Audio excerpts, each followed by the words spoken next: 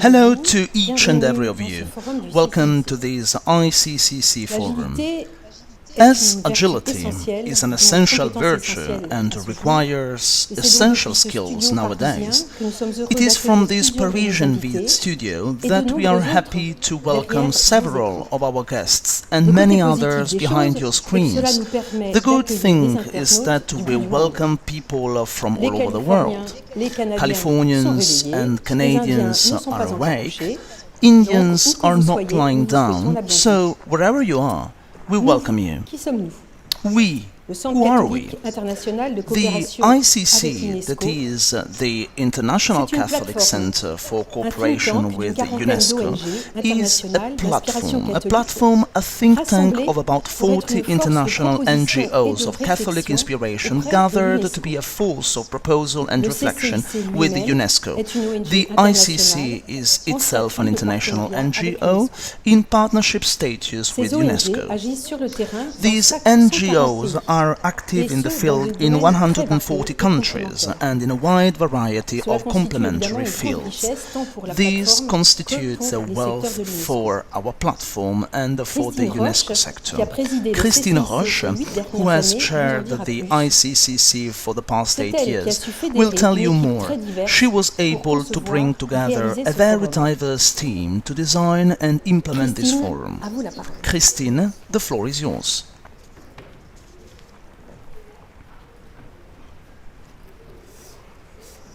Madam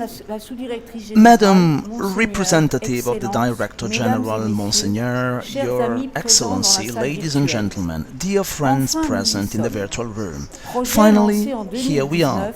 Project launched in 2019, this forum, which was supposed to take place in the beautiful room 2 of the UNESCO house, was postponed several times because of the pandemic, of which nobody could foresee the gravity, the duration and the extent. However, no one is missing, neither at UNESCO nor among the speakers or organizers who are members of the NGOs of our platform. Thank you to all of you. This forum will therefore be a journey in 3 stages by video conference. Mrs. Stefania Giannini, I would like to thank you sincerely for your presence, especially since your position as Assistant Director General for Education at UNESCO is particularly significant for the topic that brings us together. I would be grateful if you could act as my intermediary to thank the Director General for having shown her confidence in the ICCC by granting it UNESCO's patronage for this forum and for having chosen you to deliver an opening message. I know that there is a concordance between our concerns and preoccupations in the face of the acceleration of the metamorphosis of the world on the one hand, and the seriousness of the global humanitarian situation on the other. For the record, since its creation, the ICCC has always wished to put man at the heart of the world, to consider his dignity in all its dimensions, body, soul and spirit, as imprescriptible, and to seek the conditions of his fulfillment. What is man? What makes him a singular and infinitely precious being? These are not subsidiary questions, but fundamental ones in the face of the radical limitation observed.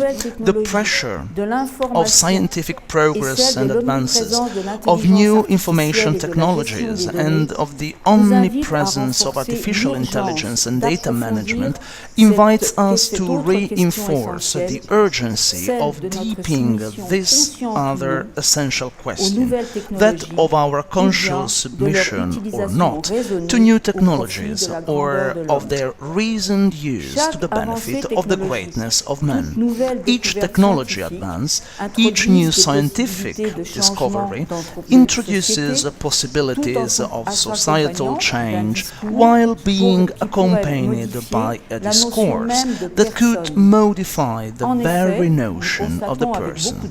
Indeed, we note with many others that technology is not neutral, that it carries in its wake social and cultural orientations that could be irreversible. What seems both urgent and exciting is to remain lucid and vigilant, to learn to discern, and to make ethical choices that are commensurate with the human being while always increasing our knowledge. Lucidity and vigilance also require us to question the goals and modalities of education for human beings. It is urgent to consider educational orientations that respect both the singularity of the human being and the metamorphosis of our world. Through the diversity and richness of the personalities invited to this forum, whom I thank very warmly, through their experience and their questioning, new avenues of reflection will open up for us, new food for thought, expanding our field of action and making us more responsible and hopeful. Our essential concern for the new generations will also be more legitimate, because young people are the ones most affected by the speed and unpredictability of these technological changes, not to mention the fact that they are currently the main victims of the health, societal and economic situation that cuts off their wings by blocking their horizon. Before giving the floor to Mrs. Stefania Giannini, I have the great honor to welcome Father Eric Salobir of the Dominican Order, founder of Human Technology Foundation, president of OPTIC, and member of the National Council of Digital in France, specialist in communication and consultant to the Pontifical Council for Culture, who will give us the opening lecture of the forum. On behalf of the ICCC, I thank him for having accompanied us with his advice and for having enriched us with his knowledge of the world of new technologies and AI, in particular that of the mythical Silicon Valley, about which he speaks in his recent book, God and the Silicon Valley. I also want to thank you, all the participants, for the interest you have shown by your presence today, and we hope by your fidelity to the next two webinars. Mrs. Giannini, you have the floor.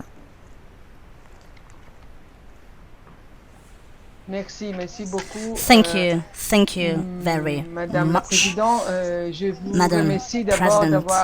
Thank you for inviting UNESCO to be partner of this forum, which talks about existential questions and issues and essential issues about technological advances, education, etc. We can say that nowadays this is not our compass. This compass must be better oriented for humanitarianism and this share of identity of our common planet. Well, we have lived for more than 1 year in a situation in which we know we are interdependent and we are also very weak and fragile. This is a crisis through which we are going, and technology is essential for our educational pedagogy and for the continuity of education, and also from a social point of view. This crisis has also put us in front of challenges, and we have been talking about these challenges, and we'll talk about that also today during this forum, which is very suitable at the right moment. Well, we have to talk about the future of education as UNESCO does. An important question is, what does it mean to be a human being today in our complicated and complex world that is interconnected and not certain? How can we understand how to live together with technology and the planet and our planet? This initiative, which is presided by Madame Salobir, who is the president of Ethiopia, is a great catalyzer in order to rethink education and in order to shape our future. This is a very ambitious project. We know that. Well, this project was launched some years ago in September 2019, and no one could figure out and imagine that the world would go through a crisis, that is a humanitarian crisis, which brings about a break and a rupture within our educational system. We have a lot of risks, just to mention of the General Secretary of the United Nations last year. This is a generational disaster. Well, 1.5 billion pupils and students were affected by the closing and closure of schools, and half of this population have homeschool nowadays, or maybe what we call this hybrid mode. In this urgent situation, the educational authorities also embarked upon a very massive experiment of remote teaching that is also mediated by technology. Well, no educational system was ready for this great change. We have to say it very clearly. And the pandemic exacerbated this educational crisis that was already there, and also unveiled the lack of justice, of digital divide, and also the impact of inequalities on learning, which is very strong nowadays and remarkable. But it also confirmed the place of school and teachers within our society. So, in which direction do we have to go? And how can we orient our compass for education? This is a crucial question. We know that inequalities play a key role, and Pope Francis also talked about the importance of the global Compact of Education, which was launched last October with the participation of the General Director of UNESCO, Honorary. And what is at stake? At stake is the ability to create a world without poverty, a more equitable and inclusive and sustainable world, while respecting the common objectives that we also took with the 2030 agenda. Education is, of course, at the heart and the core of this ambition as a force for strengthening and shaping the future and for human dignity. The world is weak and weakened by racism, by riots, by anti-Semitism, religious and cultural intolerance that is amplified by social media, and also the lack of trust with two words in schools, for example. Then we have also the impact of human activities on our world, and we have a lot of scientific evidences for that. Even if scientific advances are very important, they also raise a lot of ethical issues and question the notion of our mankind and humanity. So within this context, within this situation, which has no preceding examples, the only choice is to co-create a new paradigm for growth and sustainable educational pattern, and long-term one. So education and society go hand in hand, and also their future. Well, education also has to give learners new skills and competencies, also digital ones, suitable for the labor market that is never stop evolving and developing. But development cannot be only defined as economic growth. Allow me to mention and quote important texts, not just for Catholic people. Laudato Si of His Holiness as a new dialogue on the way in which we shape the future of our planet. And after that, the Fratelli Tutti published, as you know, in October, last October, in which globalization is denounced, indifference, and also this waste culture. So the right pathway is based on brotherhood and fraternity, multilateralism, and social inclusion. Well, education is a cornerstone of this dialogue, in spite of fast progress and the participation during the last decades, as we have to acknowledge that education is not a player and is not at the height of the scope of today's challenges.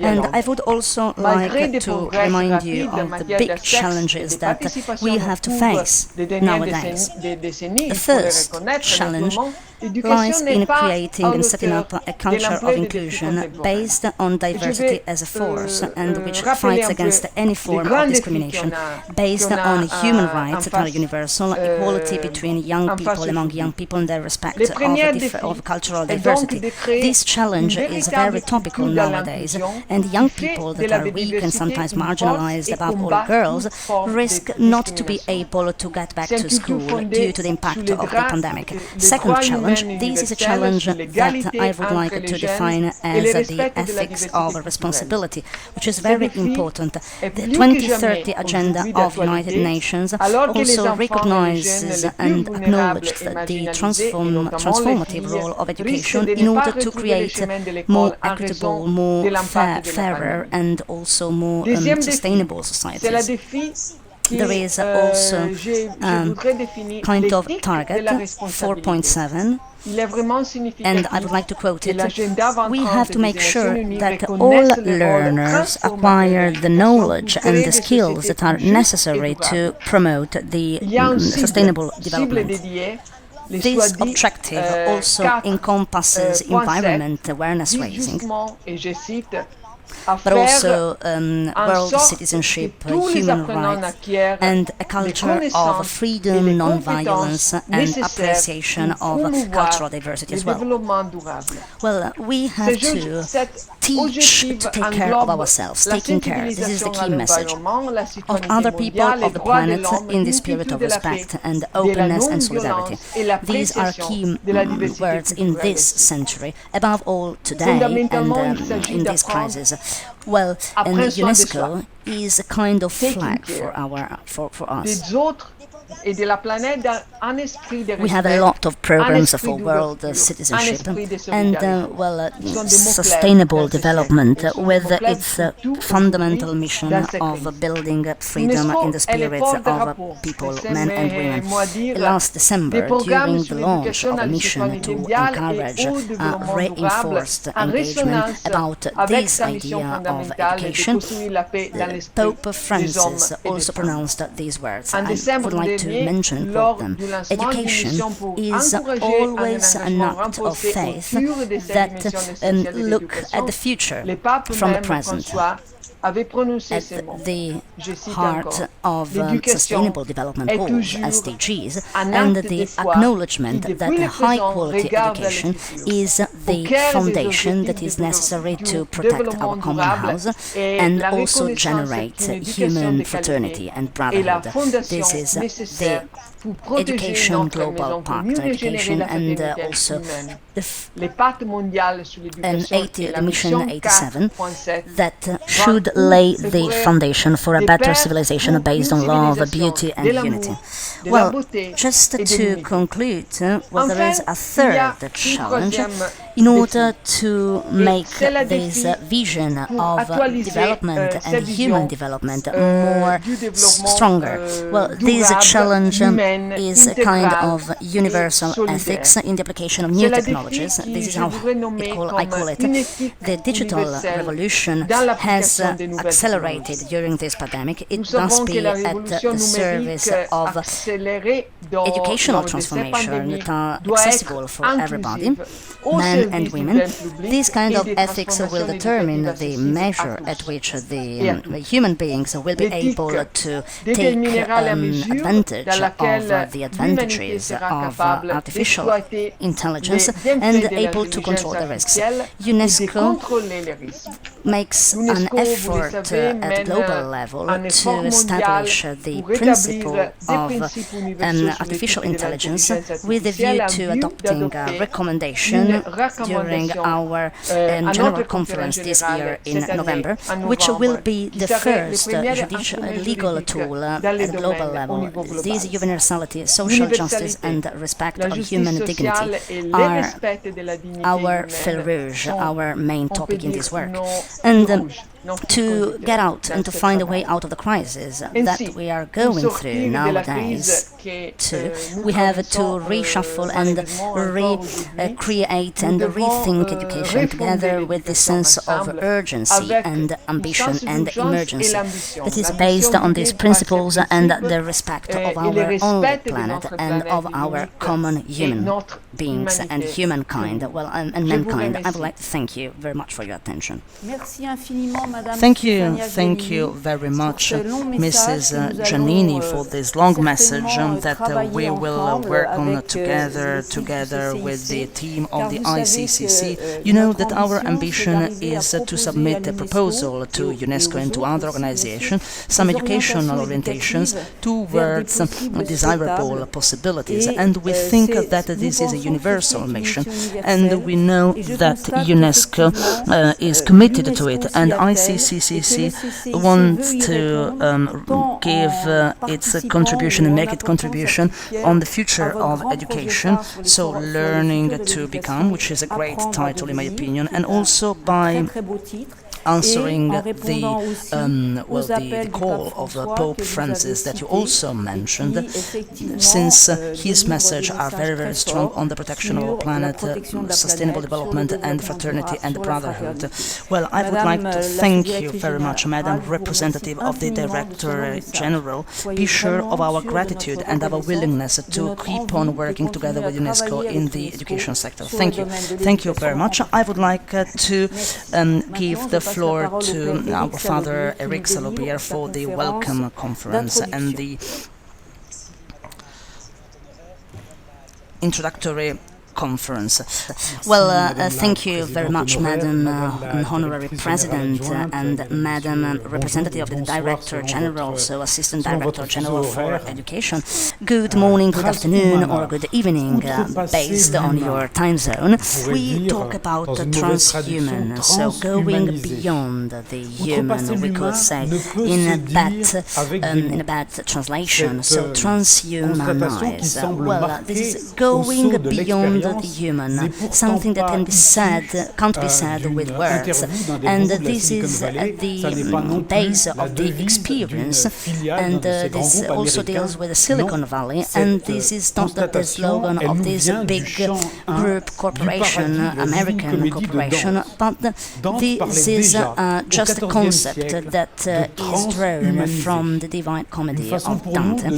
Dante in the 14th century talked about transhumanization. This is a way for us to understand that if we have to put a brake on something, they just deal with competencies, skills and experiences that are human experiences, that are deep experiences, that are very old experiences. So we have to be in this kind of tension between the mediatic time and long time, between the anthropological variants, in order to understand a little bit the way in which we are completely reverted by all of that.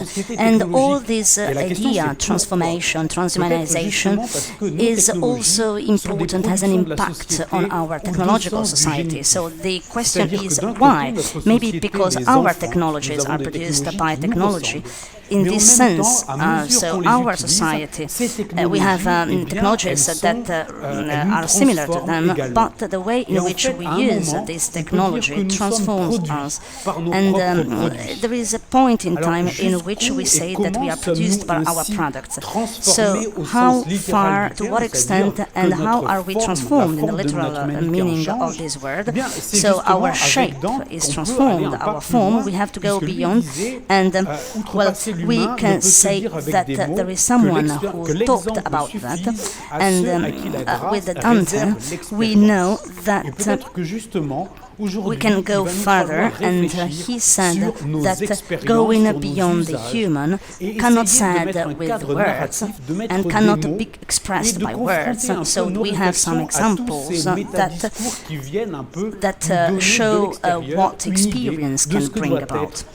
And maybe today we will have to reflect and think about our experiences and our uses and try to put a kind of storytelling, a narrative frame, and use words to have this kind of reflection on this meta-discourse that comes from the external, just to give us an idea of what technology is. How far can mankind go to change human beings? This is the title of this workshop. Well, not just in terms of limits, but also in which direction.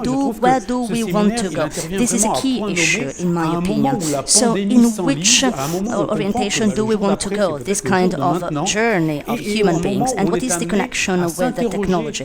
This connection with the technology is very important. I think that this workshop is at the right moment because we have a pandemic, and we know that maybe tomorrow is today, and we also question and we ask ourselves what technology is. Technology has not been more effective to protect us from the pandemic, not more than the so-called Maginot Line. So we were completely well defeated and outflanked, and we are not able to consume, to live. Everything broke down. So there is a kind of tension. Maybe we have cities necessary to have access to the adult age, a kind of maturity in our relationship with technology, and maybe also we will face it in a different way. Maybe we will see that it is necessary also for the way in which we construct ourselves. So technology is very broad.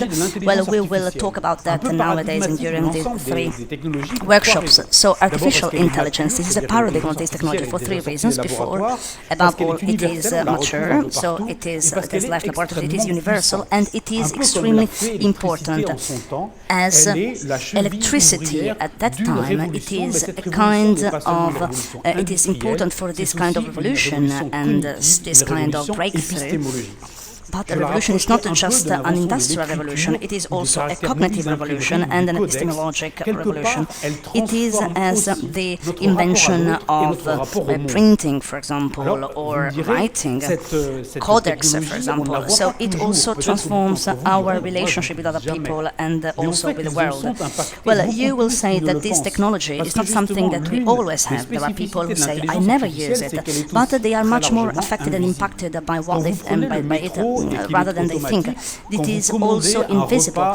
When you take the metro, for example, when you book, for example, a VTC or a meal on a platform, and when you are on social media, when you see ads on your screen, well, there are a lot of different ways. You see or you don't see that artificial intelligence is there, and that it is also transforming your view. So today we will have some passionate debates, and we will talk about different impacts of this kind of technologies and these technologies, and I don't want to anticipate to say too much in advance.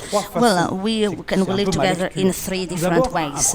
First of all, we have an impact that is really evident, which is also during COVID or after COVID. This is an economic impact. We see that artificial intelligence is this array of technologies that are very powerful to make our society more automatic.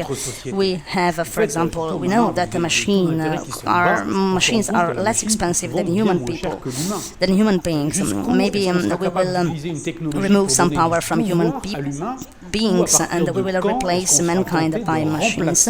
And in Fratelli Tutti, Pope Francis says that there is nothing useless in our society. And this is part of the questions that we have to ask ourselves, economic questions and issues. Well, maybe these technologies and the artificial intelligence will be kind of a turning point of capitalism, and maybe tension economics and economy and algorithms, etc., maybe will also destroy the confidence that we have towards these technologies, and the platformization of economy maybe will enhance the precarity and the monopoly of big companies and corporations, so this kind of monopoly, and continue investing in order to have more powerful technologies. And in this state of crisis, it is difficult, and this is a kind of adjustment variant. Well, these are economic questions and issues, social questions. We know what kind of impact they have in a network society of extremity, as Serge Tisserand said. So we don't approach people in the same way, because we have a lot of impact. So the mediation, interaction with other people, all these technologies that are as interstices that also are difficulty for many people. And I would just, as a kind of crack, if you want, or interstice. And just to give you an example, now we use some meeting apps and meet apps, and for some of them are paid, so you have to pay for them. Or maybe you have advertisement, and the idea is that you have to keep far away from them.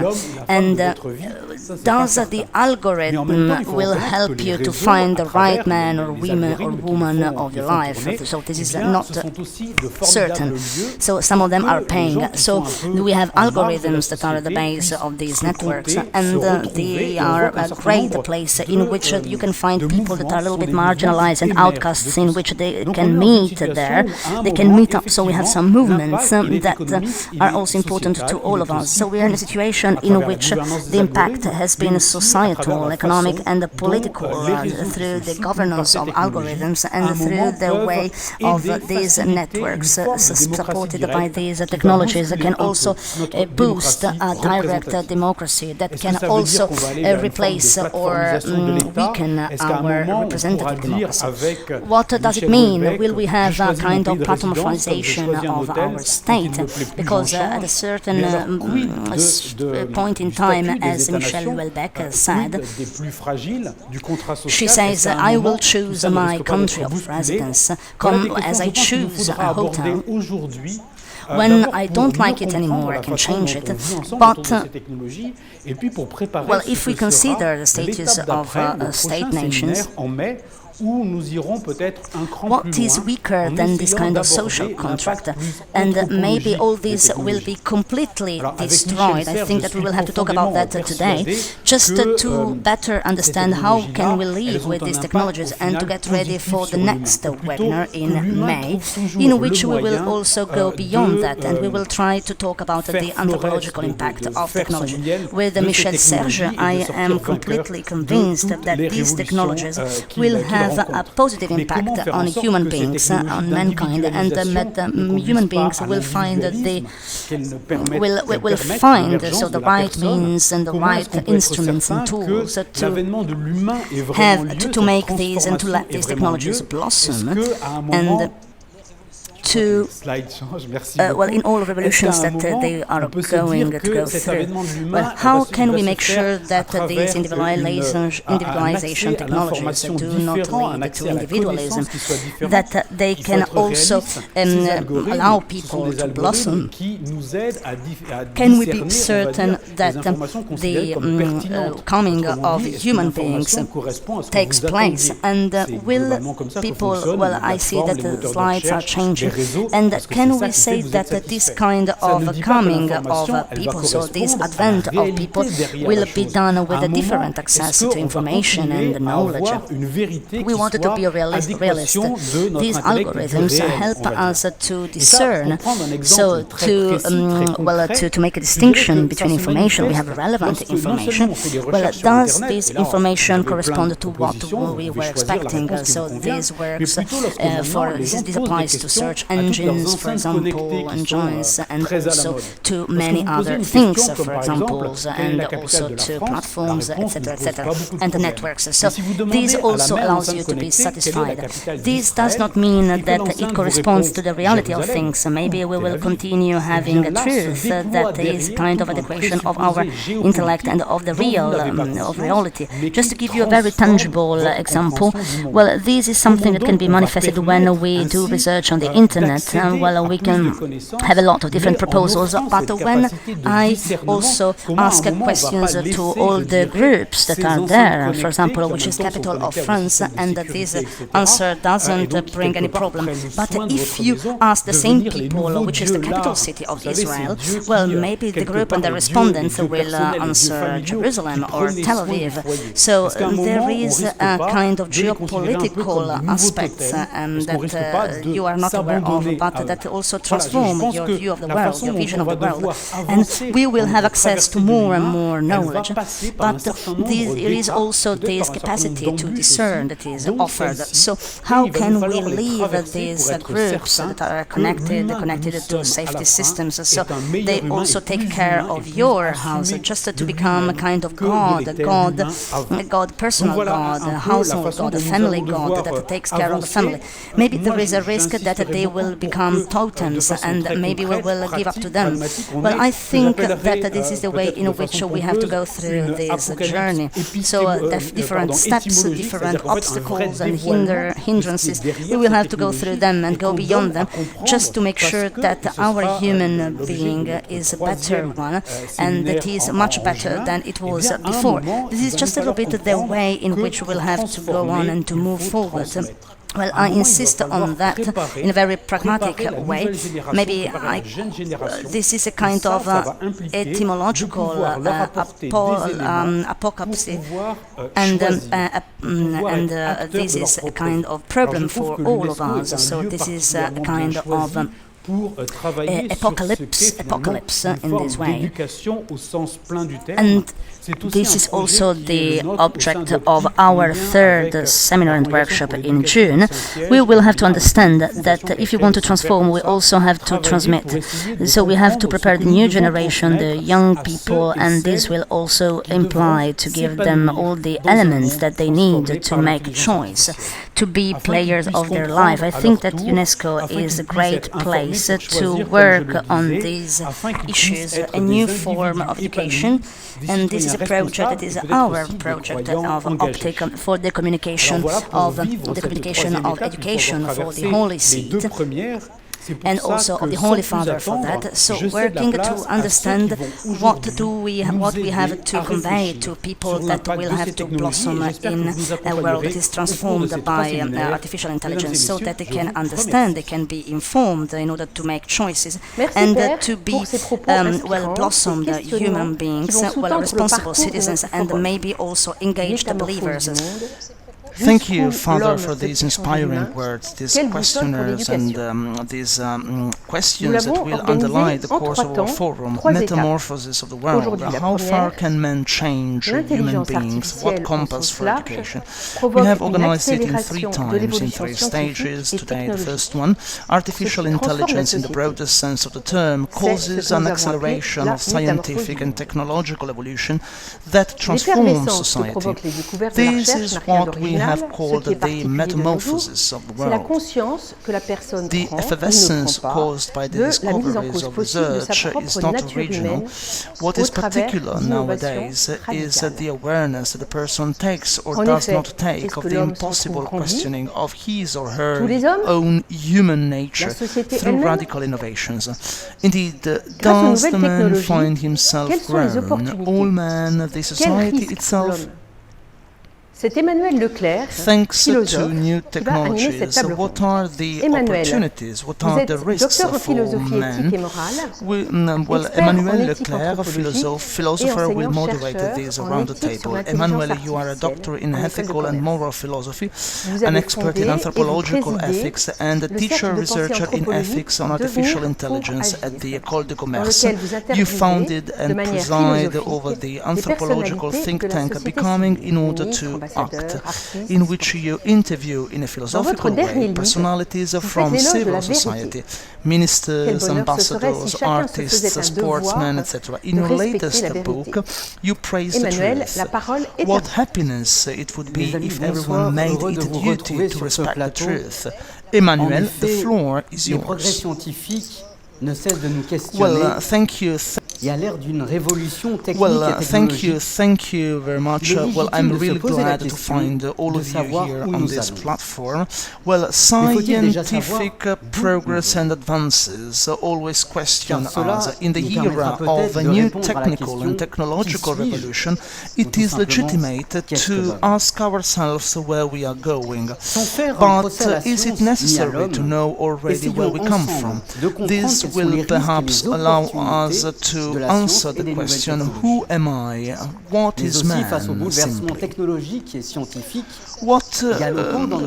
Without putting science or man on a trial, let's try to understand what are the risks and opportunities of science, risks and opportunities of new technologies. In front of the galloping technological and scientific upheavals in societies, more and more societies are more formatted. What are the chances and the risks for mankind?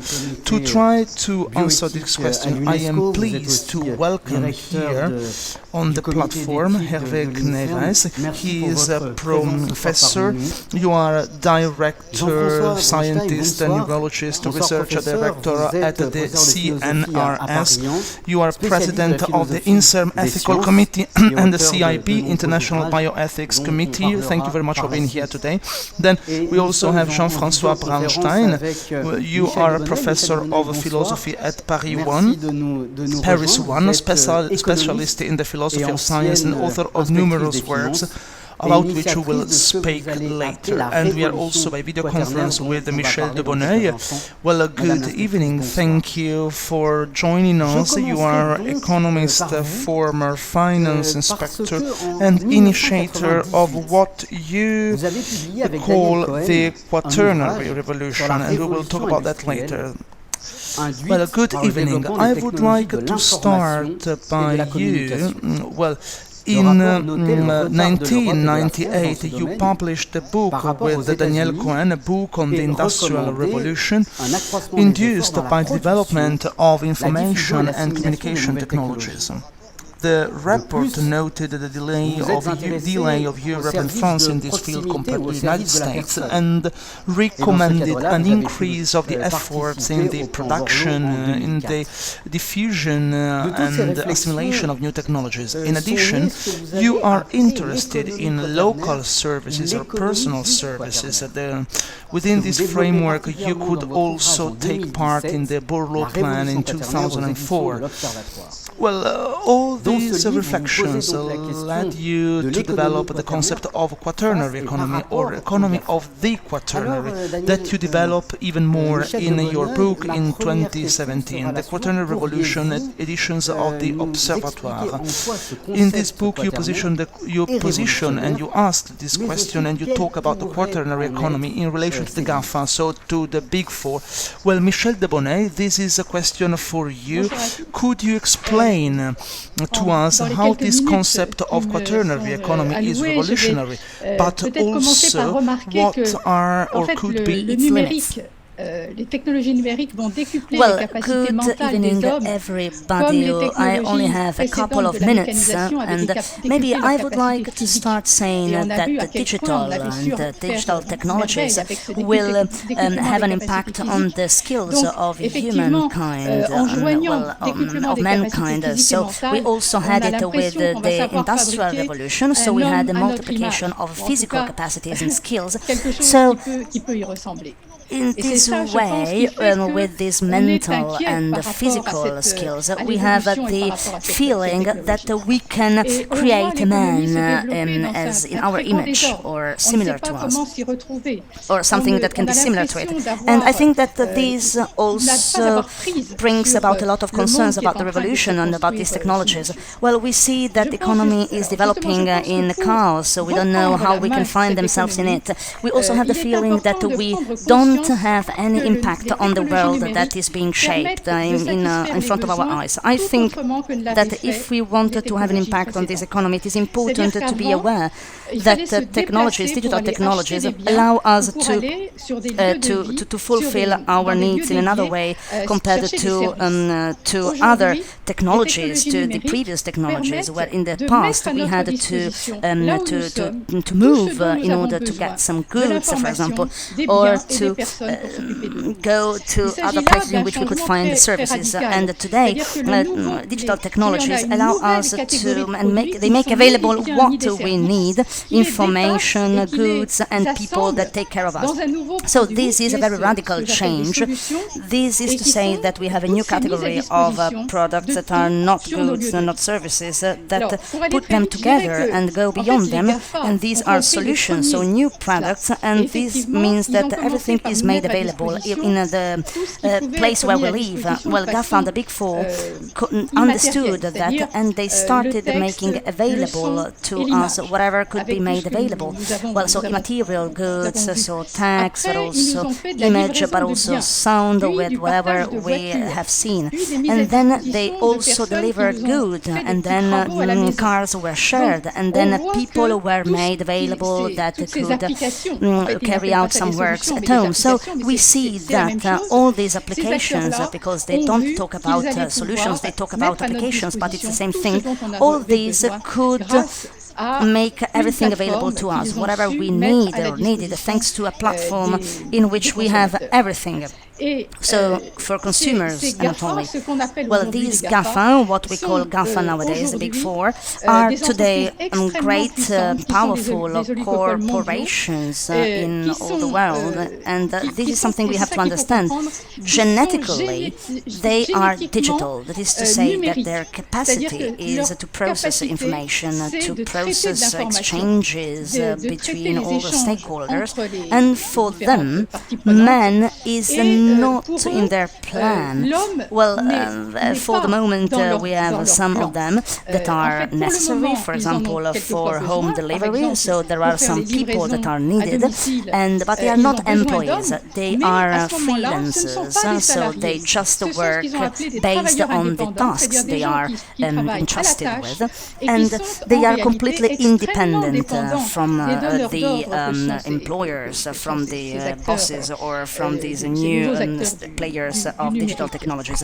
So we have a kind of new organization for the satisfaction of needs that orient digital technologies in a direction that is really particular, but also very rich, which is great, and in this way a lot of needs can be addressed and fulfilled. But it is also very important to understand that in this case we also have big risks, because these people, and we know it, they get all the data that go through this platform, and thanks to this data they also feed an artificial intelligence that will tend to replace man by machines. Well, I think it's really, really important to understand that we have a new way of fulfilling needs. At the beginning, needs, basic needs are satisfied, delivery and similar things, but as time goes by, there are also more complex needs that are fulfilled and addressed, with not basic solutions, but with an array of solutions, with a bunch of solutions that will address very complex needs, what we call, for example, silver economy, so the capacity for people to stay home and stay healthy up to their death, well, or maybe new mobility, for example, so this possibility to articulate trains and also cars and also bicycles, cars as well, and also the energetic revolution, so all these digital technologies that will allow to address all these needs. And I would also like, within my speaking time, to show you how GAFA and the Big Four went into this direction. If we follow the tendency and the trends of GAFA, so the idea of using digital technologies, we will put elderly people without intermediaries in front of a screen in which these people will look for the information, so what can help them or do the cleaning, do the cooking, etc., etc., and also other people that will help them have a shower, other people that will help them connecting with other people. All this exists in small bites, in small pieces, and the organization that is proposed by GAFA is that this person is in front of all this and can also get by and manage to have access to these solutions and information that are suitable for them. And behind this, the more the artificial intelligence progresses, the more we go towards these solutions that will eliminate the man. For example, in Japan we have robots that will be at the place, at the house of these people, and they will talk to them, they will ask them how they are, or they also ask them, they will ask them what kind of needs they have, and it will help them to put themselves in, for example, in the bathroom, in a bathtub, etc., etc. Or also television, for example, interactive television, when the person can speak to the TV. And I'll stop here. Well, we see the kind of organization in which we can go and in which we are going, because digital technologies go there without any kind of difficulty. But in parallel, we also have other enterprises and businesses that are trying to do the opposite. So they want to give back to people their place, and that is to say, not just give living people like this without intermediaries, without people that make them just get by alone. So the idea is that these businesses, so their job is to train people that will mediate the relationship with these people, elderly people. They will ask them or understand their questions, and they will make with them the specific solutions that are suitable to fulfill their needs. This is to say that there will be this kind of ability to listen to them, to reassure these people, to follow things, and to make sure that the person, if not satisfied, can call someone else, so they don't have to look everywhere. And there is a kind of contact person and on which they can rely, and this person has to help them also to put together all the different subsidies and all the different aids that they have the right to receive. So just not to make them pay more than what they want to pay, what they have to pay. Well, I'm trying to speed up just to get back to these topics later. Well, what is important? There are some businesses that are trying to complete what the Big Four are doing, GAFA. So it is good not to have people, but to have machines. This is not wrong. But on the other hand, we have businesses that are doing the opposite, for example. So organizations and businesses that must be able to exist, and they are trying to go into this direction: silver economy, renovation, energy renovation, and the renewal. So energy renewal, for example, you can find whatever you want just to create energy renovation, and this is not working. What do we have? We have a kind of disappointment. So consumers are disappointed, and we also have a kind of waste of public subsidies and in subventions. So we have to take care of all this, all the demand. For example, we have to create an array of different solutions that are suitable after following this process. We have to be able to coordinate all these stakeholders and businesses and enterprises that have to address these complex needs for tomorrow's growth, and they also have to take care of objects, so having people who connect them, recycle objects, etc., etc., without obliging you to buy something new when it is not necessary, to make something available, not to use too much to avoid all waste. I don't want to insist on that. I would just like to close saying in this short introduction that if we leave the market do its work, it will bring us and lead us to what the GAFA are doing, Big Four. So this is a line in which we only have digital technologies. This exists, this is very mighty, this is very powerful, this is genuine, this is great, and this will more and more develop, and it will be more developed when we have difficulty defining it, identifying it, and reducing it. The real answer to this way of organizing ourselves is to offer another approach. So So businesses also have to organize the satisfaction of needs through these tailor-made solutions in another way, putting men at the center. Once again, this is possible. Digital technologies can do that. They can coordinate everything in a great way, but the problem is much bigger. We have to train people, we have to recruit people, we have to hire people, we have to make everything profitable, we have to pay for them. It is very difficult to coordinate all the actors and players. It is possible, it is feasible, we have to be willing to do that. But the message is that but it is important to understand that we have to do that for the benefit of men, so for people. So it is much more difficult. It's much more difficult to recruit men, pay them, etc., etc. Everything must be profitable. It is possible, but we have to be willing to do that. And the message is, this is the only way in which we will have the opportunity to pilot the way in which man will change human. Thank you. Thank you very much, Michel de Bonnet, for your introduction, which is very, very relevant. Yeah, you talk about digital technologies at the service or for the benefit of people, of human beings, and so you advocate this economy of solutions, and you also say that the digital technology allows us to create employment. Jean-François Braunstein, I'm turning to you. Michel de Bonnet talked about these digital technologies, and I think that digital technologies have also limits, and this is the reflection of Michel de Bonnet. Give me some food for thought. You published a book in 2018, La philosophie est devenue folle, le genre, l'animal, la mort, and in which you deal with three areas: sexual identity, the difference with the animal, and the question, the issue of death. And in this book, you are also interested not only in the theories that have emerged with regard to these three areas, but also to this kind of brutalization. Well, Canguilhem described this theory as brutalization of humanity. But above all, you are interested in the founders of these currents.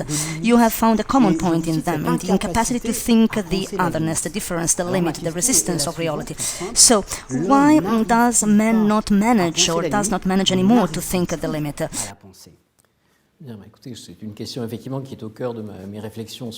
Well, this is a very important question which is at the heart of our reflection. I will talk about this here. Well, I am quite struck by the robust character. Everything has continued, the research, interviews, job interviews, school, etc., etc. Well, up to now, but nothing has continued in the same way, and I think that there is something that is really disappointing in these things. I also gave 3 hours lectures this morning, but it is not the same as what I was doing in the last few decades, because there is no feedback. There is no feedback of students, and in this case there is a feedback which is a live one. Well, there is a kind of confidence relationship, of trust relationship, but that is no longer there, and also mood. Well, I do a lot of jokes during the course. Un discours, c'est un échange. On interagit non-stop avec les étudiants et c'est assez déprimant. A course is not just a speech, it is an exchange. Well, we interact with everybody, and this is a little bit depressing. It is continuing just to pretend to do things. This is a point which is quite important, and I think that we are talking about teachers, etc. All the rules of Twitter and other things also impose a kind of end of the argument. L'échange argumenté est quelque chose qui se perd. Et les étudiants, d'ailleurs, sur Internet aussi hésitent à interagir. And the people also hesitate to interact with each other in this way as we did before. And even worse, the argumentation, the argument that is in these universities has no longer emotions. So all these arguments have no longer emotions. So they just like or dislike. So we love or we don't love. You are with us or against us. I think that this kind of attitude has changed a lot our way of teaching. So well, how are you? Well, this is questions that they just ask. So all the teachers just say, are you for it or are you against it, and why? I am glad to have social media and networks, and then also some threats that can be found in these new technologies, in this kind of virtualization of the world, and to a certain extent we are there and we are only online, we exist only online. The real world no longer exists. Sometimes we have a mix online, offline, we have online that also shifts to the offline, so there is a kind of mix, so what is real and what is virtual or imaginary, if you want. And there are a lot of American surveys in which millennials and younger people do not feel at ease when they have to have a face-to-face interview, and 80% of them prefer having a kind of chat or conversation, which is a digital one, not a face-to-face interaction. So face-to-face interaction is something weird. And also identities of these millennials are identities that just are declarations on the net. So I am this or this, and we can also see that on these meet apps, etc., we have men that are women, women that are men, and then we also the people that are animals or other things. Everything is mixed and everything is accessible to a certain extent. And there is the kind of deal, and this is something I'm really worried about. This is what I wrote also in the book. This is the virtualization, and the body is going to be lost. Well, it is disappearing. It's something that is we want to get rid of it because it is something contemptible, despicable, insignificant, etc., etc. So we see it in two different sectors that they go hand in hand. The transhumanism, for transhumanists, we have to get rid of what we call the meat, or better, the flesh. The flesh. So what Minsky and many other people said, for example. So these are the two sectors. On the one hand, we have transhumanists. So for transhumanists that are really convinced we have to get rid of this, body is flesh, mort avec. Marie Minsky also saying that. And the other hypothesis and assumption is that we can upload and download our conscience on platforms, for example. We have this idea that on what really counts is only our conscience. This is the point, actually. And we also have this kind of transhumanist, Langson and other novelists, etc., also write that. So there is this kind of contempt, of scorn for body, and the idea that the genre, for example, declaration, what we have the feeling that we are that, or maybe neither that, neither this nor that. So maybe masculine and feminine, they also must disappear.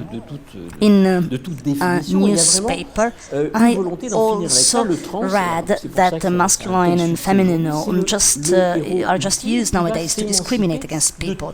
So this is a reality, actually. And when we say that biology says that there are two sexes, two genders in reproduction as well, they also say that biology is viralist, is also patriarchal, reactionary, etc., etc. So we have this kind of fascination nowadays for all these trans issues. They will decide, regardless of any kind of body and corporal obstacles, so they just want to get rid of this, of any kind of definition.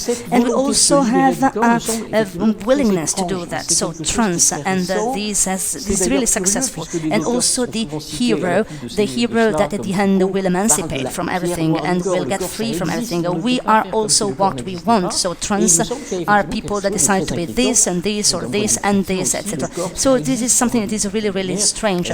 I also talked about that in my book, for example, and I talk about agnosticism. So we have this idea, body is something bad, something that doesn't count, for example, and something filthy and disgusting. And Matthew Crawford is an American author, Matthew Crawford. Also wrote a very important book, While We Drive is the title of this book, in which we say that driving is something that puts us in contact with the real world, not because we also have to drive the machine, the car, for example, we have to change the speeds, etc., we have to slow down, we have to speed up, and he's also concerned about self-driving cars, and he says in a very interesting way that if we are in a self-driving car, we are like passengers of our life. So we are not the masters of our life, those who decide our life.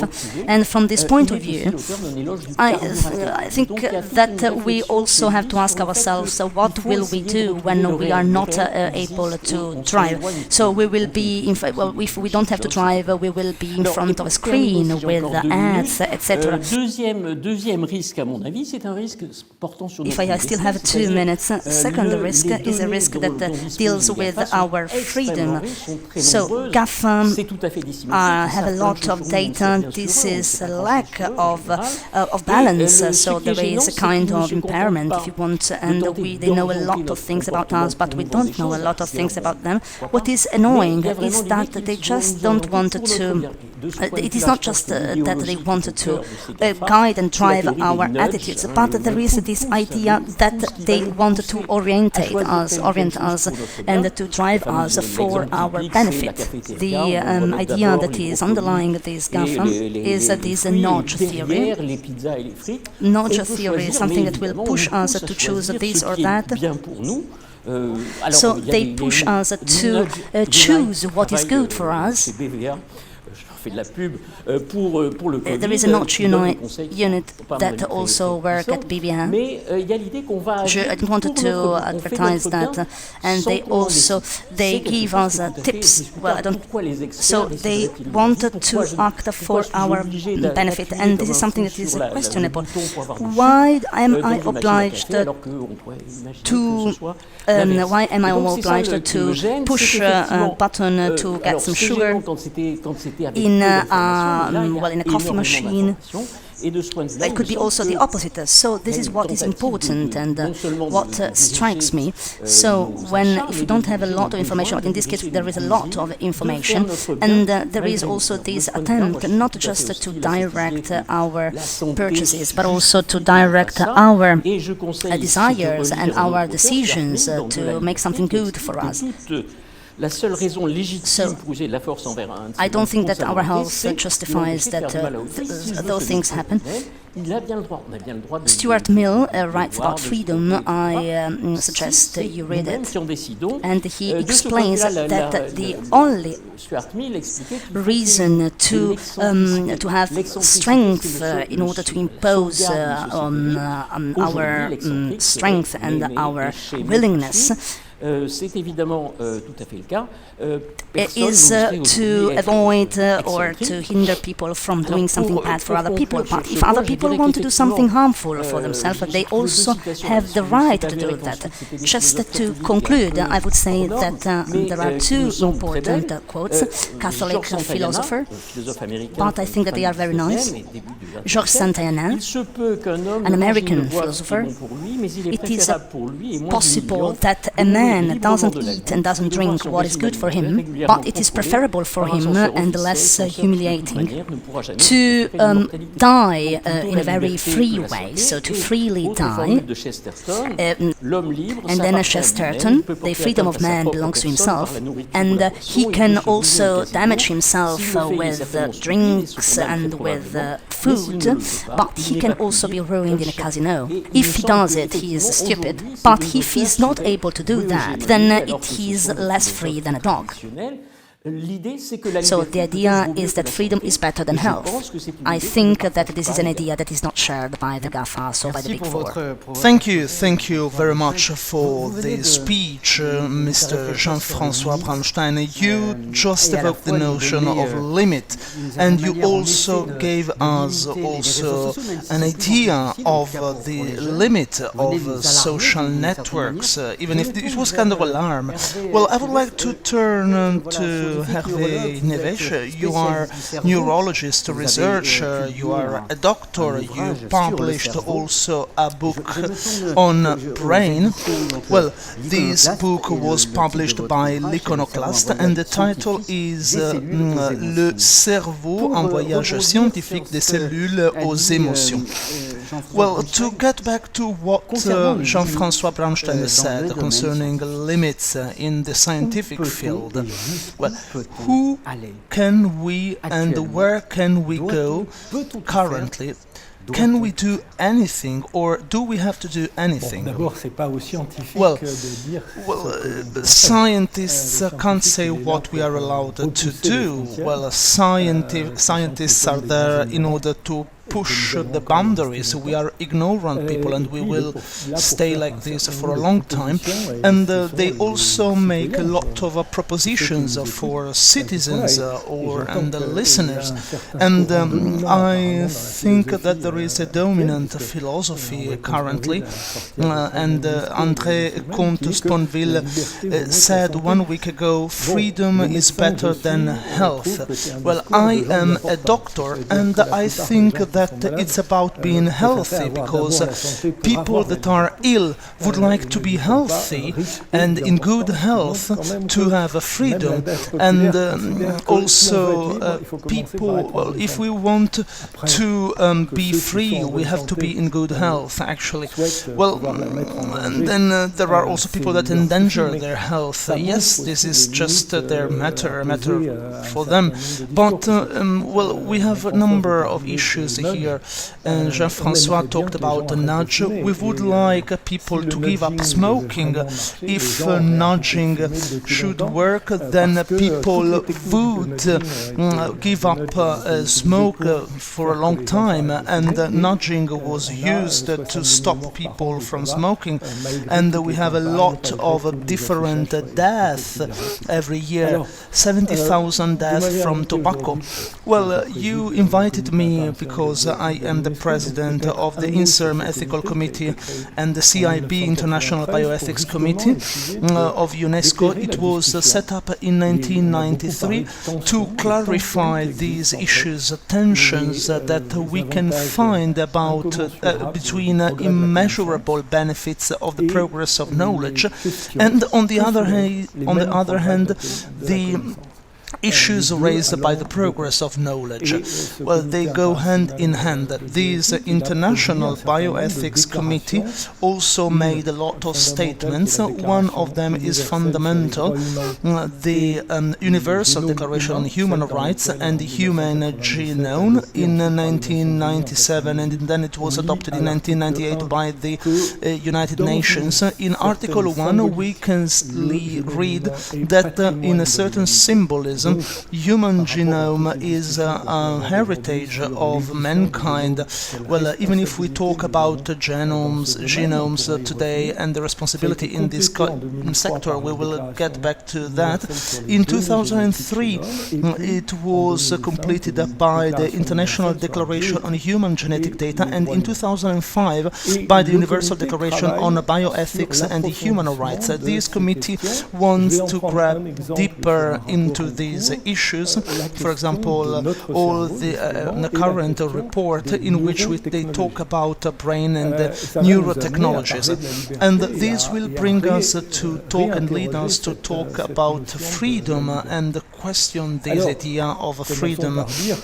Let's start saying that in neurosciences and in many sectors of science we are ignorant of people, so the work that we must carry out is a a basic research work in order to progress knowledge and advance in knowledge. What are neurotechnologies? By neurotechnologies, we can read the brain activity and modify it. It started at the beginning of the 20th century. In 1929, Hans Berger invented the electroencephalography, a method used for recording the electrical activity of brain starting from the surface of the skull. And then it was also developed with new techniques, for example MRI and other techniques. And we can see that these technologies allow us to have a better understanding of our brain. These techniques converge. All these techniques that are used today use artificial intelligence and algorithms, digital algorithms, and also biological knowledge and genetical sciences and knowledge in laboratories. We have a lot of transgender lines in mice that are modified for the expression of genes to understand the functioning of the brain and the impact of this, and also the way in which our brain can adapt to interior or internal challenges. I'm thirsty, I'm hungry, or external challenges, ionizing radiation and the global warming, and social challenges, because all mammals are social animals. We have stress or we have pleasure, for example, so the happiness or unhappiness to meet something, or the happiness to meet someone, or the unhappiness to be alone. So all these are challenges. The brain is an organ, and 1/3 of our health expenses are for brain diseases, for example, handicap, so multiple sclerosis, for example, and neurodegenerative diseases, Parkinson's disease, Alzheimer's disease, autism, also in more than 1% of children, and all depression, for example. So 1/3 of our health expenses. This means that in Europe, to give you an example, we have 1 billion euros a year that are spent, and then there are some research projects that are in place. For example, the Human Brain Project says 1 billion euros for 10 years. So 1 billion euros a year, 1 billion euros for 10 years. You see that basic research is mistreated and misused, and also forgotten, not well properly considered. So public and private. In private, we have a greater interest in neurotechnologies because, for example, there are a lot of diseases to be treated. But starting from 30 years ago, in Grenoble, we have the community of Alim Louis Benhabib, and in Bordeaux, we have François Cross and Bernard Bulac. So we started treating Parkinsonian patients in blocked patients with some brain stimulation, high-frequency stimulation. In this way, these patients can have a normal life during their life cycle and during their lifetime as a normal individual. So this progress of scientific knowledge, which is extraordinary within the health sector, and also we have the possibility of a quadriplegic, for example. It takes several months, and they can bring to their mouth in an autonomous way this important issue of human dignity, and we will talk about that also with Danielle on this digital assistant, that so the importance of autonomy and independence, so to decide for oneself, for example. But we also have these new neurotechnologies. Sometimes they also become something important for a decision. They are at when we have neurogaming, when they can become also positive effect for economy. So neuroeconomy. In this case, we have sectors in which we are we try to orient our drive our behavior and increase our abilities as human beings. For example, example, increase, and we are very happy about that. So these kind of presbycusis, so age-related hearing loss, so with some amplification hearing aids, they can hear once again. So these cochlear implants, some people wear glasses. I also have glasses in my pocket. And tomorrow we have also artificial retinas. And apart from that, we also question on the way of these neurotechnologies, so how they can be useful. So we have talked about GAFA and Big Fourth. They collect a lot of information, external information, and maybe they could also collect our information, brain information, so brain data that are part of our private life today. So through modification of algorithms or nudging, for example, at a scientific level, maybe we will be able to have a risk on the cognitive freedom, our freedom to think, thinking freedom. So we have equipment that can also prolong the body of people, and we can question these limits between the self and the non-self. And it is interesting to see to talk about what Jean-François Bronstein said. So transhumanism reintroduces this dualism that we abandoned starting from Descartes. So the unity of body and the person, and we know from the start of the 19th century that our brain is an organ. William James is the inventor of modern neuropsychology, and he said we don't have to say I see the bird, I'm afraid, I tremble. We have to say I see the bird, I tremble and I'm afraid. So there is something that trigger cognitive processes. What would it be if we were separated from this kind of bodily facility that is essential for our cognitive thinking and thoughts, and also justice and all the equipment that are very expensive, the access to treatment, social justice and cognitive justice. So these are ethical issues between the benefits and the risks, the dangers for the people, and this is also a reflection on ethics that is fed by scientists and the International Bioethics Committee to have a broader view. Thank you very much for this reflection. So on limits, this is really great and fascinating. I would like to talk about that with Michel de Bonneuil. I would like to ask you a question which is about all the interventions that we heard. So responsibility, for example. This principle of responsibility, Habermas talks about that. Well, in economic terms, where can we go, or where are we headed? For example, where can we put our money on the table to allow the progress of knowledge and science and the use artificial intelligence? What is your point of view on this issue and this principle of responsibility? Because this is very exciting. You talked about autonomy, for example, and independence. Artificial intelligence allows for this autonomy, but where can we go? Or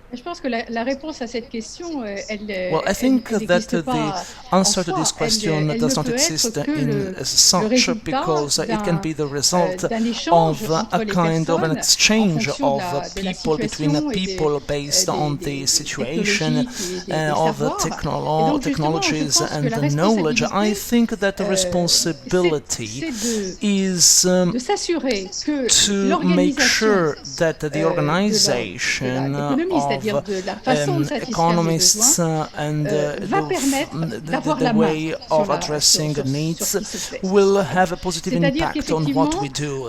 What does it mean? We are in a situation in which the power relations are not balanced, in which every stakeholders have to have their they say, and not only the person who earns more money, for example, who can be also decision maker. This is very, very dangerous and hazardous for GAFA and the Big Four.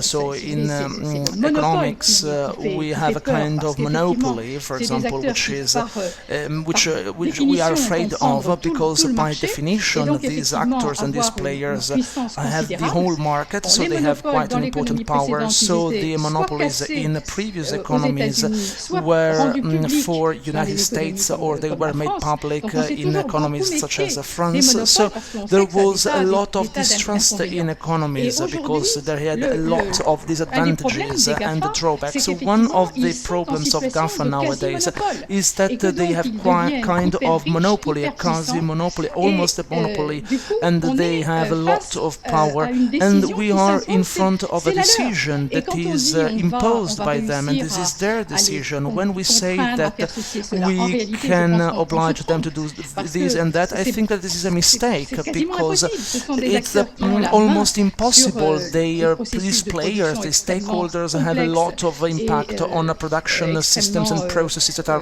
very complex and complicated, and they are fed by research, etc. So we have to do what they want if they stay in this situation, and I think it is very important to put in place this kind of organization I was talking about, with these organizations in which we have businesses that can compete with each other. I don't want to talk about this technical subject, but I think that as economists we have to say that, and also the way in which the production is organized and the manufacturing with monopolies or with competition situations in which power relations are represented is extremely important, is paramount, and this is the reason why we have to pay attention to GAFA, to the Big Four, because responsibility, we can talk about that, but it's not just a matter of discourse, it's a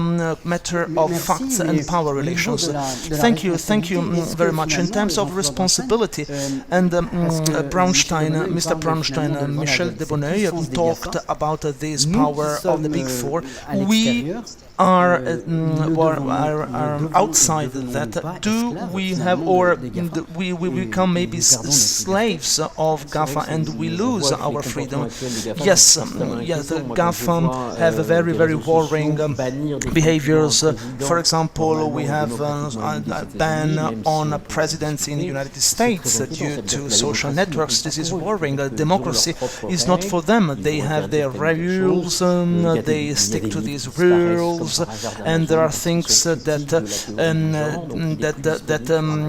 disappear because they criticize the gender theory. So on Amazon, for example, and I think that Mrs. de Bonneuil said that we have to destroy this monopoly. This is something that already applied to the American history, because there is too much imbalance, a lack of balance, so there is a asymmetry. So they pursue objectives that are only financial goals. So there is no control over that. The only control is disconnection, and I am not on social networks, but this is this is not an this is an insignificant answer. There is a problem. It is a matter of democracy. So I think that we are talking about great businesses with great ideas. They can help us. They can use information of neurosciences or of other sciences. There is a lot of research. For example, literary works of mankind. They are completely transformed, but they are transformed in a symmetrical way. Many students they look for keywords, so they just take a look at some passages and extracts, let's say, from texts. So at an international level, we are talking about UNESCO, we have to limit this power of GAFA and the Big Four. And then another question for Hervé Schneeweis. Well, some years ago, artificial intelligence allowed to conductor in Japan. There was a new conductor in Japan that was replaced by a machine brain by artificial intelligence. In artificial intelligence, we have no emotions. You are a specialist of brain and emotions. How can we, and why can't we get there? Is there any scientific interrogation or questioning, for example? Maybe we have to reflect on that, as it was said. I don't want to put science on a trial, but it must go hand in hand with mankind. Well, it's not that you put science on a trial. You have a questioning on the use of certain technologies that come from certain knowledge, for example, such as we do that. And the question, very important question, is what is the vulnerability, the weakness that we can find, and due to which we stick to that. If I get back to our way, the way of our brain, of processing emotions, we have a circuit that is a fundamental one. Well, it was discovered a long time ago. Every time we have a behavior, we have a benefit or a disadvantage or a loss on this behavior. What does it mean? After all, our brain also measures the difference between our expectations and what we achieved. So if the expectations, if what we obtain is more than our expectation, and it's good, then we have pleasure, otherwise we have no pleasure. And we have dopamine, for example, which is an important substance. We have a circuit of habits. So when we are able to do something and we do it, we have a reward. And then we have another circuit of curiosity. So the work, the academic work and the educational work to stimulate this circuit of curiosity tries to reduce the circuit of habits. And the GAFA system, the Big Four system, is not neutral. They just want more traffic, more clicks, more advertisement. They are quite neutral, and they try to understand what satisfies their clients and what can strengthen this circuit of habits. So it is based. They are based on previous data, and they are based on a reward of habits and of this circuit of habits. If we develop this circuit of curiosity, and if we wake it up, there is a spirituality with a goal, for example, the awakening of conscience and meditation, but also study, well, regardless of the form, so the study of books, for example, 3 important monotheist religions, then we will reward the curiosity. And in this case, due to that, we detach and we get rid of this addiction pattern. Thank you. We are talking about the limits, and this is what we are talking about. This is a very important subject for all of us. Well, the limit of new technologies, isn't it also a legal limit? I would like to extend a very warm welcome to Christian Vic. Well, good evening. You are a magistrate and you represent France and the Intergovernmental Association of Law, Ethics and Science. You are French National Commission for UNESCO. You are Secretary General of the International Association of Law, Ethics and Science. 2021, La peur de virus, this is your book, and the second one, Reconstruire le social, l'humain et l'économique. This is your second book. You published them in 2020 and 2021. You are a magistrate, and could you please, as Intergovernmental Committee of Bioethics of UNESCO, could you say how far can the law change the human being? Thank you for this question. It is a difficult question. Well, it's a great pleasure to be here today. Well, the law tries to change things, and we got to failures, very deep failures, leaders, but also dramas in history. I have Joan Chapoutot, La Loi du Sang. This is a book in which they say that during Nazism, doctors and philosophers and legal people, so magistrates and lawyers, talked about this as a law, so all the consequences that we know, and they wanted to change the world, and this excludes a part of our humanity, for example, not just of our mankind, but also its place on earth. So we have to be very prudent and cautious when it comes to asking things to law. Law doesn't change, though law doesn't exist to change human beings as such. It is a regulatory system that is there to organize a society. This regulatory system, legal system, has a specific form of autonomy. Well, we have a technical problem with Christian Bick.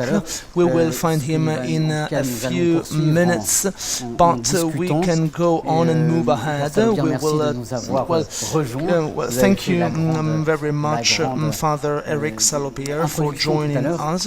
You did a great introduction before, and I would like to ask you a question which is not a personal question, but this also deals with your work. Well, in church, what is the idea on new technologies and artificial intelligence? This is a question I would like to ask you.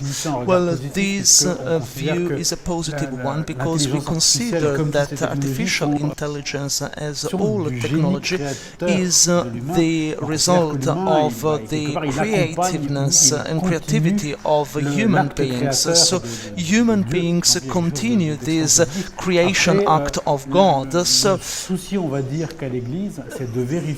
the Church has to check that these technologies are developed, let's say, for the benefit of the highest number of people. And this is the attention of Jean-François, and in Fratelli Tutti, Pope Francis said, you have to be sure that there are not people that are marginalized, that are outcasts, that are useless. And well, artificial intelligence will replace a lot of people, and is replacing a lot of people. This is the risk. So maybe some people will become useless. So it's not just about replacing people. So this doesn't mean that they disappear. Yes, if they disappear as producers, we need them as consumers. This is terrible, but we don't want people to stop consuming during the crisis, above all. And the difficulty is that we can also set up a society that is for human beings, but not a society set up by human beings. It is a kind of amusement park. When we talked about universal income, well, there is no money, but people are invited to buy things. But people also want to construct something. They want to be, they want to set up this society. This society, it must be set up by them, and this is a risk. And I think that we have to pay attention to that. I'm not really negative, but I pay a lot of attention to the fact that we have to consider the interest of people that cannot face life. Yes, it is very interesting. And well, we are talking about the transition. We have some telespectators and viewers, and there is a question for you, Eric Salobir, about new technologies. What do you think about the risk of inequalities? Michel de Bonneuil, as economist, can we talk about inequality? Artificial intelligence and new technologies, do they lead to a certain form of inequality? Well, it's not the future, this is the past. So this is something that is going on now, because once again, GAFA and the Big Four created a lot of jobs, independent workers, so freelancers, or well, small jobs that are not well paid. So these employees were replaced by this category of workers once again, and these people deliver, and they will be replaced by drones, for example, and elderly people will be replaced by robots in the future. So in this perspective, we can understand that inequalities are growing. So concerning wages and salaries, this is just a transition, and at the end we will have people that have no work, that they are completely in the United States. Inequalities are more important than in 1929, and this started some years ago. In France, this is not the case, thanks to the division of secondary division of deficit and whatever goes with that. So we haven't found a solution, but in reality we are in a situation in which we have a lot of inequalities, so unemployed people, etc. And in this way we destroy our democracy. Another important thing to say is that GAFA and the Big Four, they use the digital technologies to address the needs of consumers and better address them. This is not the only solution, and this is not suitable in most cases. And there is another solution. There is another solution that is more difficult to implement. Well, it is not always profitable, so it is more difficult to put people in production to satisfy the needs of consumers. But this is what consumers want, because they want that, because if we don't propose an alternative to consumers, when we ignore that, in which between two worlds, in one in which we have no people and the other one in which we have people and not just machines, but also to make sure that they use properly machines to have a consistent way of production, to take care of people, to listen to them. Well, we have to understand that tomorrow's employment is a human employment. Well, this is not a man in front of a machine, it is a man in front of another man that use a machine to be helped to serve other men. This is something that digital technologies can do, and businesses are trying to do that. Once again, it is not what GAFA are doing, because in their pattern, in their model, the Big Four, they don't do that because their specialty, the peculiarity is that they process information. They will go to the end of these logics and approach, and we don't want to kill them, we don't want to break them, but we have to help businesses that are trying to construct things and build things to do that. Okay, so you are saying that there are machines that reach man, and this is also the question of Mathilde. Hervé Schneves, well, this is a question that also concerns you. Mathilde asks you, is it maybe a risk of erosion of our brain functions? Well, no, we realize that there are also other functions and the ways of functioning. This is the space of brain is used in a different way. There are some younger people who write a lot of messages or play with video games, and when we ask them to carry out a research on the internet for university work, for example, or at school, they spend a lot of time and they find nothing. There is a different logic. There are two different ways of doing. The one is analogical way of doing things. Well, 1, 1, 2, etc., etc. So they count. And then there is another method that is a really adult way. So use different methods, multiplication, addition, subtraction, etc. to do extraordinary things, thanks to the power of reflection and the use of several things.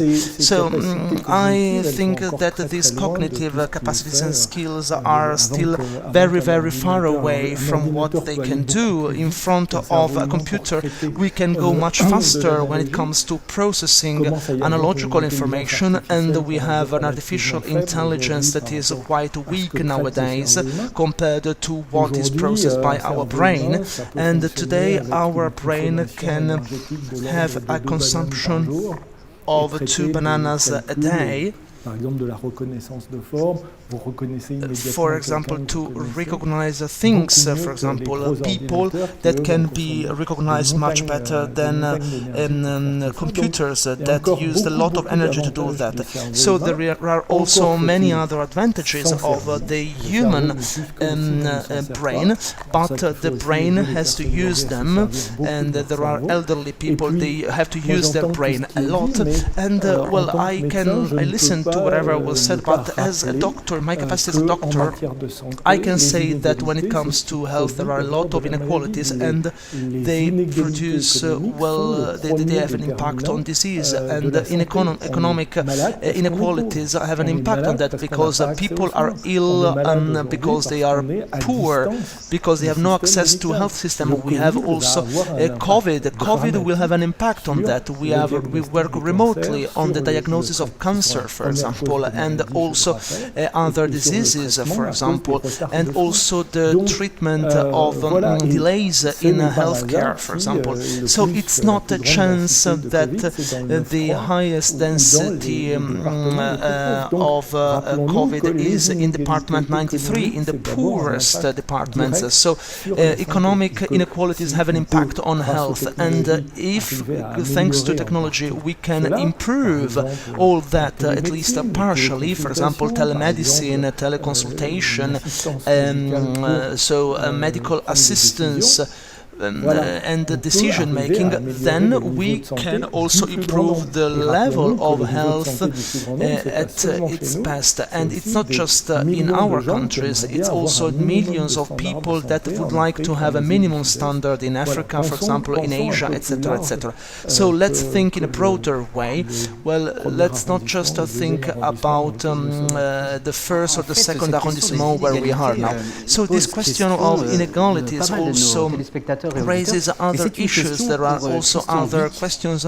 There is a question for Christian Bick, and Elodie asks you, can we make laws to face inequality, new technologies? Christian Bick, could you please share your point of view on this question to answer Elodie's question? Alors, je me tourne vers de nouveau un petit problème technique, veuillez nous There is a en technical excuser. problem, sorry, technical issue. Well, apologize. Jean-François Bernstein, in terms of freedom, a question that I would like to address you. How can we face all these aggressions of new technologies? So not freedom, but in terms of philosophy, but also in terms of societal dimension. We can say that these technologies give us more expertise, more knowledge and know-how, but we can also criticize them even more. But it's true that there is a dissymmetry that is enormous, that is giant, let's say, in terms of information. Well, is it something that is really an obstacle for our freedom? I don't know, it depends.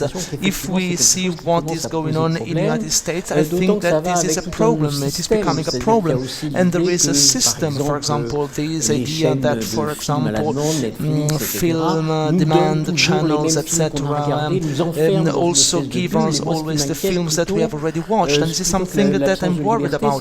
It's not just the lack of liberty and freedom, but the lack of diversity. We are always with the same group, the same community, the same Netflix films, the same books. When we propose them on Amazon, I see always the same networks, social networks. So it is something that we should change, maybe, because we are in a kind of a circle, let's say, in a closed circle. So let's take a look at the communities on the internet. People think that with COVID, people opened up for gender, etc.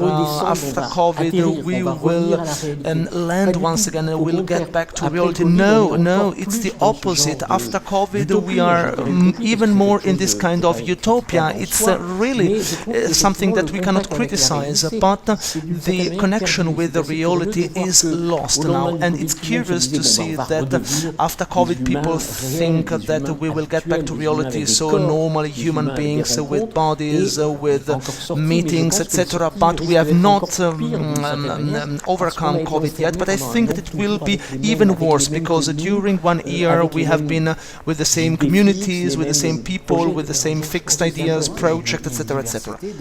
So there is a diversity of new social networks. We talked about this kind of closure, yes, but concerning these networks, we always have the same people.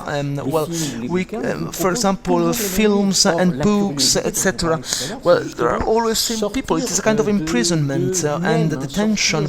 Well, curiosity means going beyond oneself, no repetition. This is something I'm worried about. So it's a kind of circle that is closed, and the more we move ahead, the more we are in this kind of circle, and we identify us with this small community, and we lose this idea of diversity. And I think, and I'm afraid that for economical reasons, GAFA and the Big Four imprison us in a specific community. Let's take a look at Netflix. We always have the same films that are proposed, and this is incredible. Well, you can't figure out that you can watch the same film, an action film or a philosophy film. They can't imagine that. Okay, so we are imprisoned, yes, this is my feeling. Well, Père Salobir, une question nous parvient pour vous. Well, there is another question for you as a theologist, where, image of God, etc., artificial intelligence, maybe will this have a negative impact on this sacred sense on people, for example? Well, I think this sacred sense, well, I think that we have the possibility to have a relationship with the technology and approach technology that is quite magic, but I think that the magic thoughts have not disappeared. It's a kind of magic, God and the group that is connected, and at the same time this openness on the world. So we ask a question and the technology gives us answers, and then they take care of us.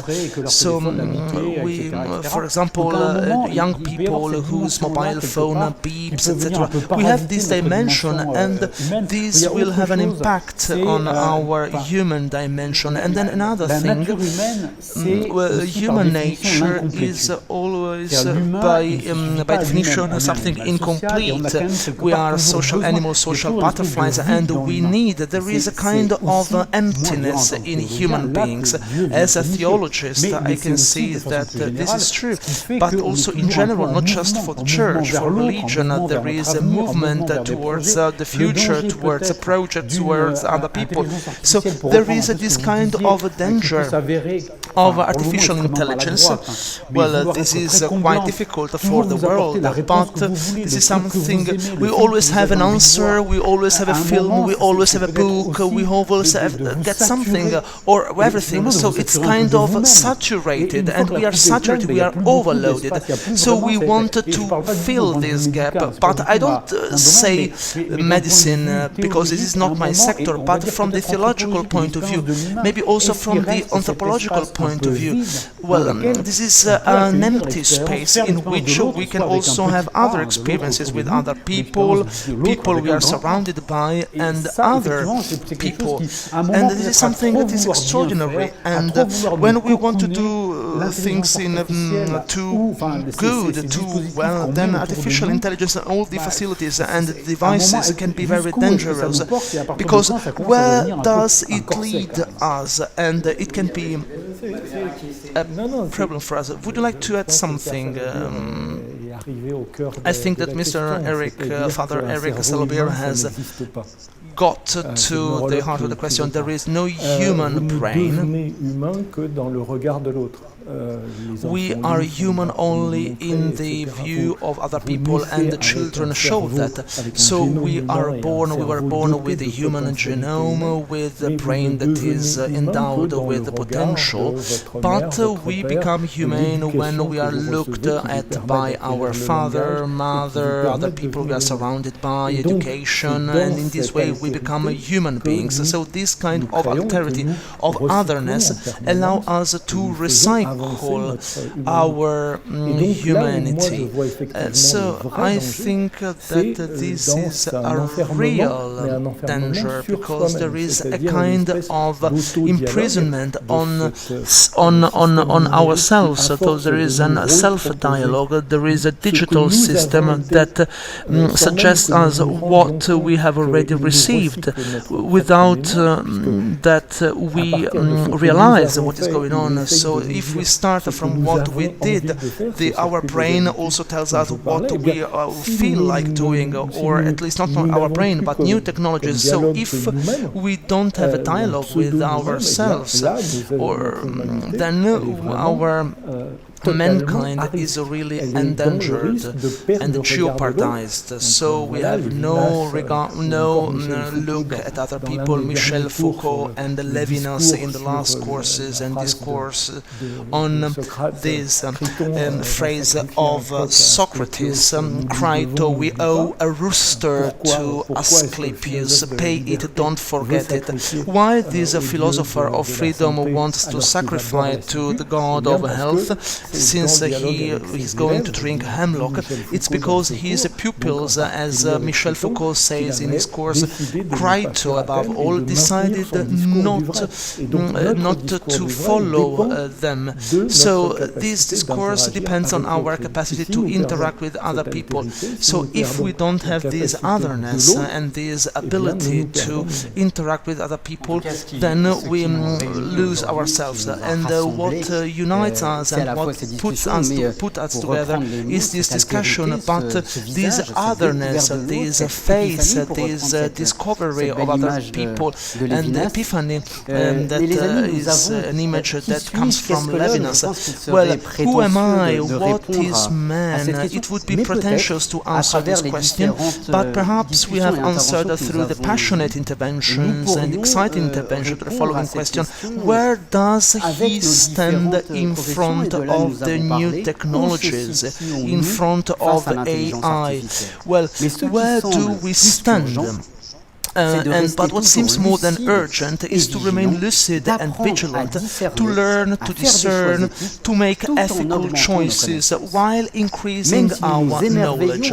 Even if we are astonished and marvel at man's ability to advance science and the progress of knowledge, we must not forget science. We must not forget that he is above all a being, a human being who constantly discourses and learns. As Socrates said, all I know is what is that I know nothing. I know nothing. Yes, knowledge comes from ignorance for Socrates, but it is perhaps the acceptance of this ignorance which makes the mystery, the beauty, and the greatness of a man. So it's this ignorance, this acceptance of this ignorance, that we will find maybe the answer.